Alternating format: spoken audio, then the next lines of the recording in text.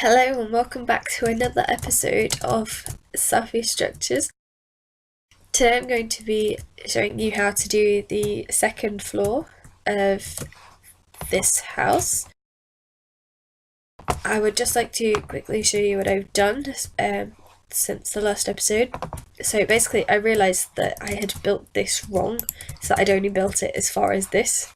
So it is supposed to be on the third block like I said last time. So I have extended this out, and as a result it means that I've brought this forward. So this was back one layer and it's now where it should be, and so this brick should be only one beyond where these group of bricks are. And it should still be 6 wide there, 4 here, and the 5th one going up. So like I said last episode, that I would be doing is I have filled the glass in there, and I filled in the floor. If you come to this back corner, then leaving a one edge, you leave it so you've got a 4x4 block gap, but fill in this corner here, so these 4 blocks here. And then starting from that edge is where you build your stairs. So 1, 2, platform for 2, platform for 2, and then stairs 2, which does leave it so it's one gap above here, but that's okay because that's where your floor will mainly be. So I'm just going to quickly show you how I did the doors. So if you go on the inside, then this block is in line with the edge of the bricks, and on this one, if you go on the inside and you click on it, that's your right hand door from the inside view, and that's on the correct block. If you go on the outside now, then do the same but on that inner block, so that block you've just avoided here, do it for there. Oops, missed there. So that creates the offset doors, but if you place the button on here, it does mean that both blocks are connected to that one, and so it opens both when you order it. And if you go on the inside, if you if you place a pressure plate here, then again it opens both doors because both blocks are connected. Now I'm just going to quickly get rid of some materials. So that pretty much completes the exterior of the lower floor. So next, what I'm going to do is, so this corner we've got it so that it's 5 here, but up here it's only 3. So if you leave 3 gap, and if you place your pillar of blocks 4 blocks, and that will create where the ceiling line is. So if we go here 1, 2, 3 on the 4th block, let me just check that. Yeah, on the 4th block, and then 2, 3, 4, and that is your ceiling line. So nothing except for the bricks will go higher than that. So if you build that up, and if you build the bricks up, then that creates that line. To finish off the bricks, you will see that this block here, this group of blocks here, go 1 higher, and then these ones go 2 above where the ceiling is. So you can quickly finish that off now as well. And then I've just topped it with black carpet. This one's 1 higher, then oops, it should be 1 higher than that.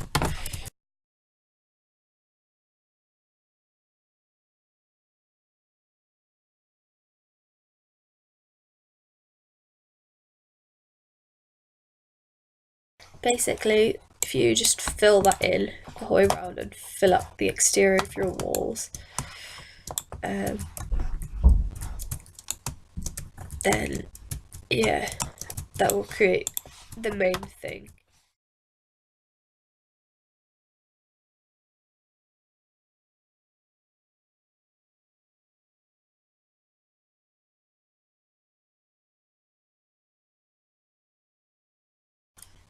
Then over here, obviously this bit's the balcony bit, so if you look where the bricks are on the bottom floor, if you go 1 over to the right hand side and build your 3 bricks there, then that is the line of your wall, and that basically fills in that bit. So actually we've gone too far. Good job, I noticed. Okay, 1, 2, 3, and build up and around that, and that is your ceiling here. Your ceiling also, you'll notice, goes one beyond where all of the rest of the thing is, but it's also at the same time, it's exactly in line with the edge of your plot. So this goes one beyond where the front is. And you can build that around. Here you will see that this bit goes flat with the front of the bricks, but this one goes one behind.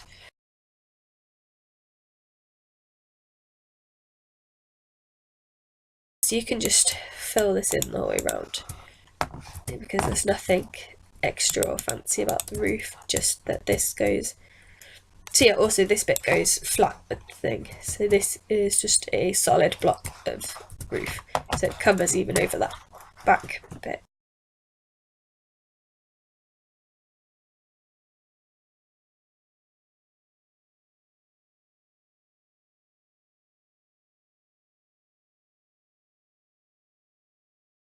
This one does go an extra one, so it's in line with the second one there. So this has one extra overhang over that as well.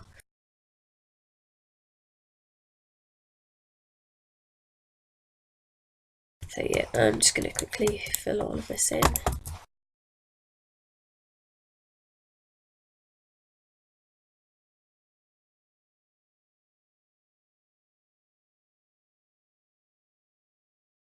The good thing about this is it's not too big a building, so it doesn't take too long to do any of this stuff. You just have to be patient.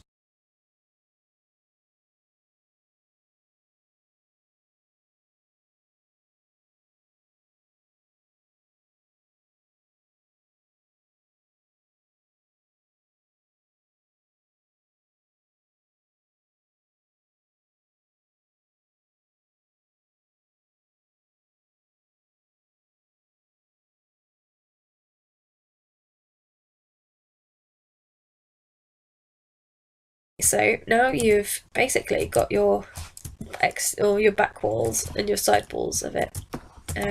Here, in line with the bricks, it is just some glass panes, leaving a 2x2 gap in here for your, like, a double door width.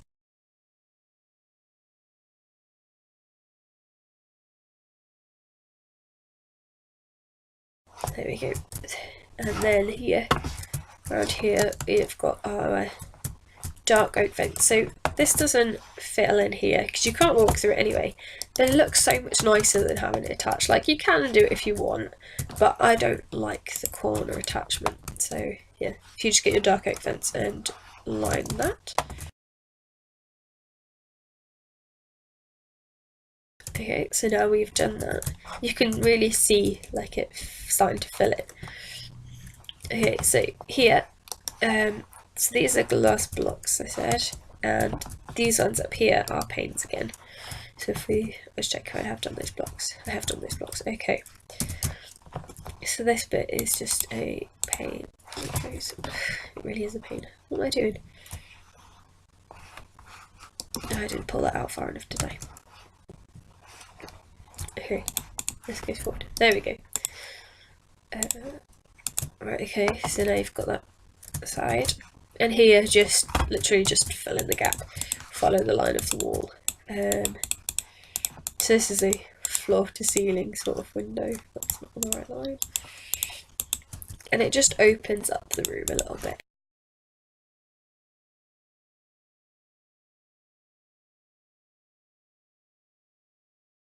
So that is the exterior of your house. All done. I did say about topping this off with carpet.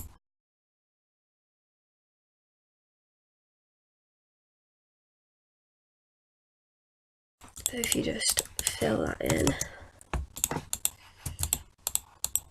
then you have completed the exterior of your house. I'm going to show you how I did the interior of my house. So we've already had a quick overview of it. I'm just going to clear my inventory. Okay, so here I've got nether brick stairs, a slab of stone bricks for coffee table. I've got a little fire, and I've basically, if you look around here, I've lined the house with glowstone, which just gives it a soft glow, and then also under here it's also glowstone. So it just gives like a soft glow. It's not too in your face, and it means that it's kind of dark in here. It just keeps a warm, cozy mood over here. And then, so yeah, I've sectioned this bit off with glass to show that it's like a separate room. And this is like your main lobby, so it's like a kitchen diner sort of thing. But obviously, I've got a dining table. So this is just dark oak planks and some blocks of quartz with hobs on table. That's what the trapdoors are. They're not supposed to go up really. So it just looks like those hobs where you've got like the 4-in-1 thing. And then you've got a cupboard. And then the way I've designed this is, so it's a dispenser with pressure plate sites. This isn't a new idea. Lots of people use it. Basically, you step onto it and then it shoots food after you. So you put food in. Like, I don't know what to do that. Where's food? That one. Just like bread and whatever.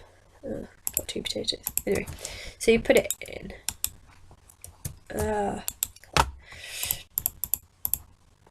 Put it in, you step on it, and it will shoot out whatever it randomly chooses.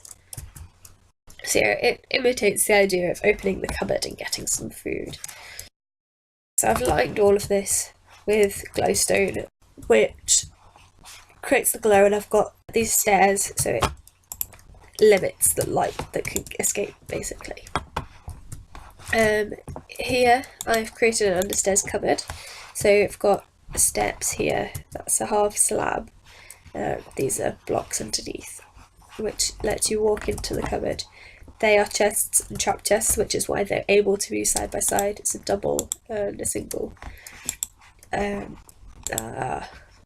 that. That's how you know it's a trap chest. It automatically closes the door for you. Yeah, that's helpful. So it's created an understairs cupboard.